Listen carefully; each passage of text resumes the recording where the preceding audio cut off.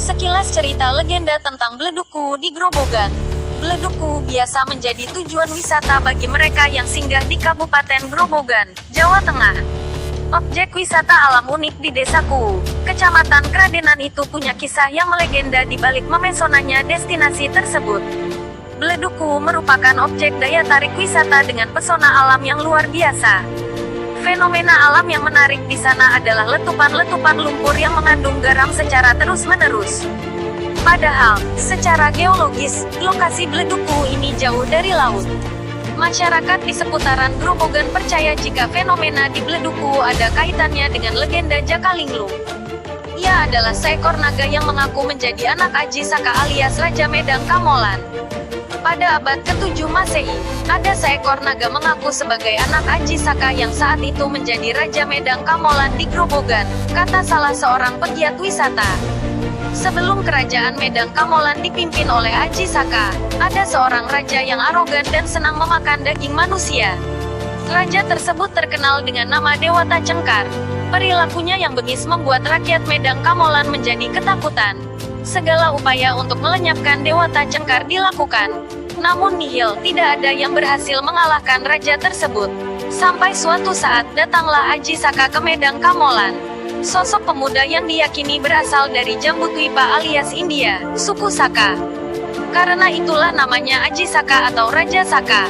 Ia merasa prihatin dengan penderitaan rakyat Medan Kamolan. Ia pun bertekad untuk menghentikan kekejaman Dewata Cengkar dengan cara adu kesaktian.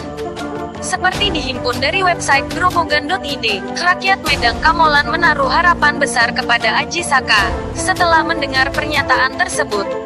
Karena arogan, Dewata Cengkar meladeni Aji Saka. Ia juga menjanjikan separuh wilayah Medang Kamolan akan diberikan kepada Aji Saka jika menang.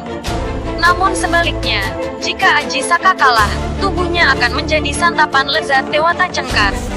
Aji Saka menyetujui ucapan Dewata Cengkar. Ia berpesan kepada Dewata Cengkar untuk mengubur tulang tubuhnya selebar ikat kepala yang sedang ia pakai. Setelah itu, ia melepas ikat kepalanya dan meletakkan di tanah. Hal aneh pun terjadi.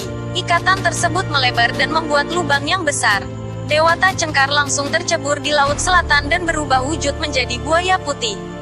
Rakyat yang melihat itu merasa jika Aji Saka harus menjadi Raja Medang Kamolan. Nah, setelah dia menjadi raja, suatu hari muncul seekor naga yang mengaku sebagai anaknya bernama Jakalinglung. Namun, setelah melihat wujudnya, Aji Saka mengusirnya secara halus. Ia membuat sebuah perjanjian dengan sang anak. Jakalinglung diminta untuk membunuh buaya putih jelmaan Dewata Cengkar di Laut Selatan. Jika berhasil, maka Aji Saka akan mengakuinya sebagai anak.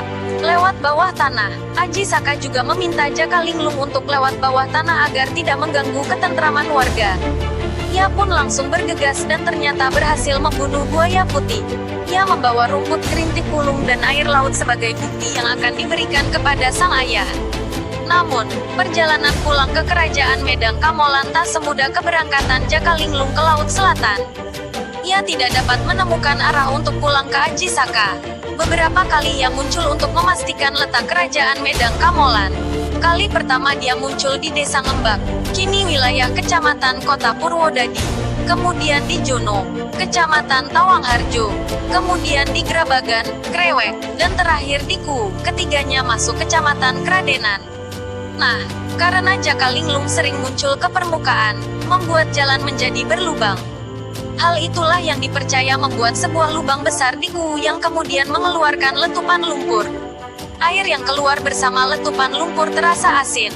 Konon karena Beleduku masih terhubung dengan Laut Selatan,